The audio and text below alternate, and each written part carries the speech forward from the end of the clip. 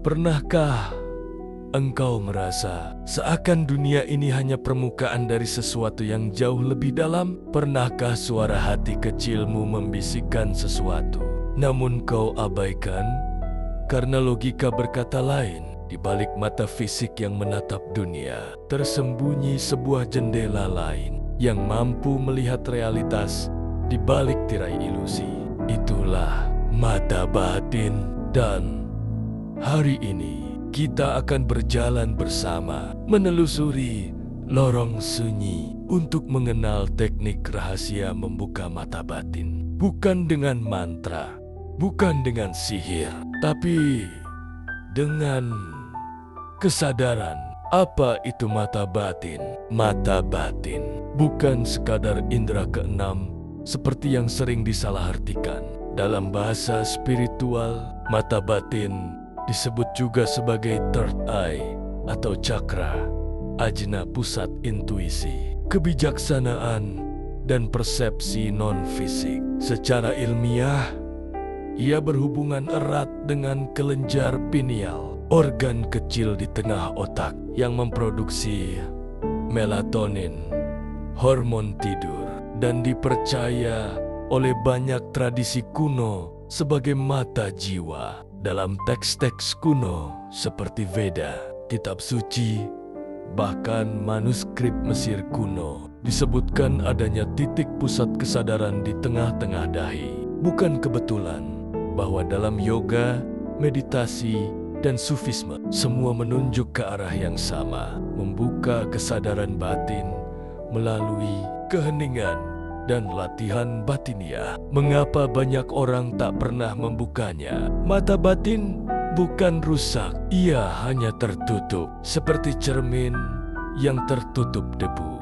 Ia tak mampu memantulkan cahaya kebenaran. Debu itu bernama ketakutan, ambisi duniawi, kecemasan, dan ketergantungan pada dunia luar. Sejak kecil, kita diajari bahwa yang nyata adalah yang bisa dilihat, dipegang, dan diukur. Kita tak lagi diajak untuk melihat ke dalam. Akibatnya,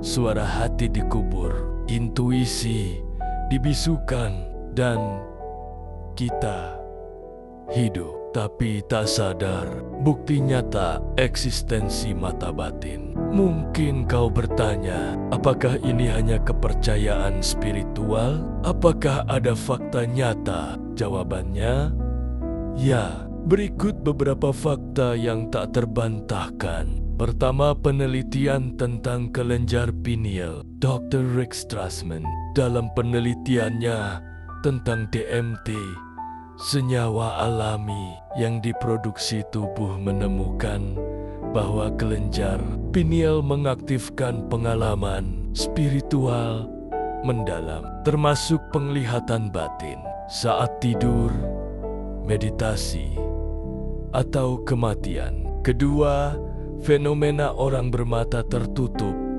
yang bisa melihat. Beberapa anak di Rusia, Indonesia, dan India menunjukkan kemampuan membaca atau mengenali benda dengan mata tertutup melalui pelatihan energi atau metode tertentu. Dalam uji coba netral, kemampuan ini melibatkan persepsi non-fisik. Ketiga, kisah para sufi dan yogi dalam sejarah. Para sufi seperti Rumi dan Al-Hali sering berbicara tentang pandangan batin. Yogi di India melatih trataka, meditasi menatap cahaya untuk membuka ajna cakra. Keempat, militer Amerika dan remote viewing.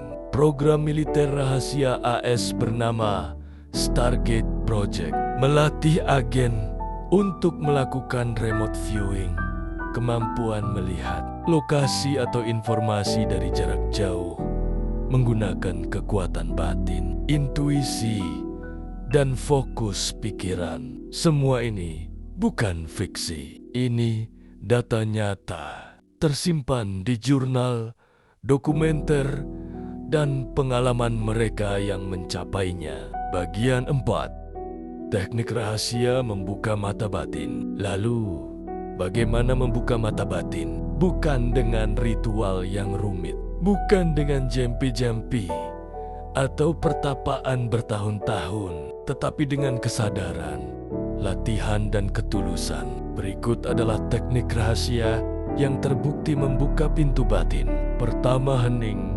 Dalam keheningan meditasi, perhatian penuh. Diam adalah bahasa Tuhan. Segala yang lain hanyalah terjemahan. Rumi, setiap hari, duduklah dalam keheningan. Tutup mata. Arahkan perhatian ke napas. Amati tanpa menghakimi. Saat pikiran melayang, tarik kembali ke napas. Ini bukan teknik mistik. Ini sains. Meditasi mindfulness terbukti secara ilmiah mengaktifkan area otak yang berhubungan dengan intuisi, empati, dan kesadaran diri. Waktu 15-30 menit atau hari. Hasil, ketenangan, kejernihan, dan perlahan melihat tanpa mata. Kedua, aktivasi cahaya trataka, menatap api atau titik fokus. Ambil lilin, nyalakan, tatap nyalanya selama 5-10 menit tanpa berkedip. Tutup mata, rasakan cahaya itu di tengah dahi. Fokuskan energi ke situ. Latihan ini merangsang pineal gland dan cakra ajna. Trataka telah dipraktikkan ribuan tahun oleh para yogi. Lakukan setiap malam sebelum tidur. Dalam waktu 2 minggu, kamu akan mulai mengalami mimpi lebih jernih, intuisi meningkat, dan mungkin melihat simbol-simbol tertentu dalam visualisasi. Ketiga, puasa sensorik detox digital dan kesunyian. Matikan HP, jauhkan dari keramaian. Puasa dari suara, berita, dan stimulus luar. 1 hari dalam seminggu. Lakukan puasa keheningan, tidak berbicara, tidak mendengar musik, hanya hening. Dengan ini, kamu memperkuat sinyal batin. Seperti antena radio yang sebelumnya terganggu noise, kini menjadi jernih. Keempat, introspeksi harian jurnal hati. Tulis setiap malam, apa yang kurasakan hari ini? Apakah ada intuisi yang muncul? Apakah aku mengikuti atau mengabaikannya? Latihan ini menumbuhkan dialog dengan diri batiniah.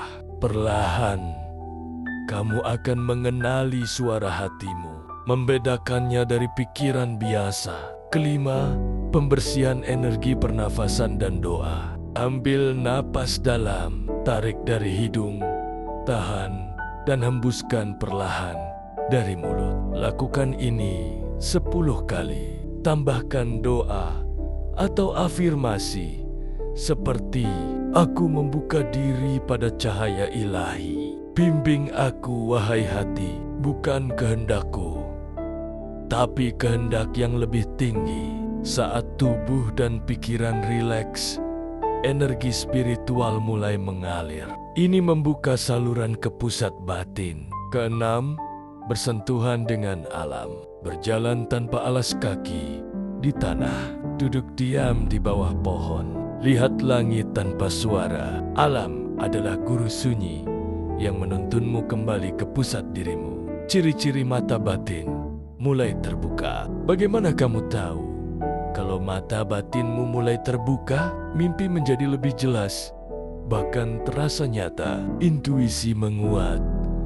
Kamu tahu sesuatu tanpa tahu bagaimana kamu tahu.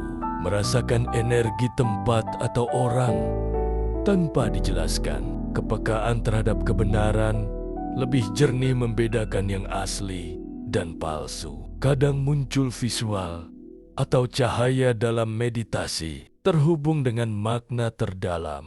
Hidup jadi lebih bermakna, walau tak selalu mudah. Yang terpenting, kamu mulai hidup dari dalam, bukan dari luar. Bahaya membuka mata batin tanpa bimbingan. Mata batin bukan permainan.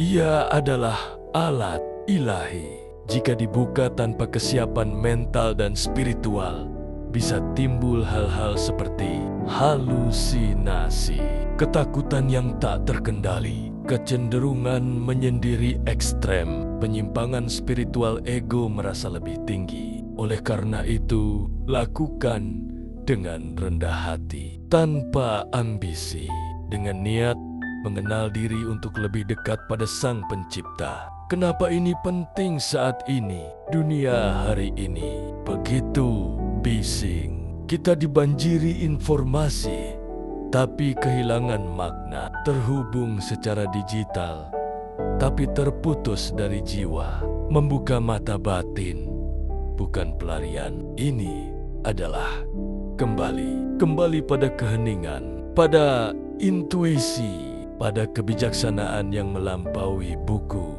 teori, dan opini. Saat kita membuka mata batin, kita menjadi manusia yang sadar, bukan sekadar hidup, tapi hadir. Bukan sekadar tahu, tapi memahami. Membuka mata batin bukan tujuan, tapi awal dari perjalanan pulang ke dalam dirimu yang sejati. Setiap teknik yang telah kita bahas bukanlah rahasia dalam arti duniawi, tapi menjadi rahasia karena sedikit yang mau sunggah-sunggah mencarinya. Jika kamu sudah membaca sejauh ini, mungkin suara di dalam hatimu sudah memanggil. Jangan abaikan. Jika hari ini kamu merasa ada getaran dalam hatimu, jika bisikan itu terdengar semakin jelas, maka mulailah. Luangkan 15 menit untuk diam. Ambil satu teknik dari yang telah kamu dengar hari ini. Lakukan dengan tulus setiap hari. Catat perubahanmu. Dan jika kamu merasa terpanggil untuk lebih dalam, ajaklah orang lain yang juga mencari.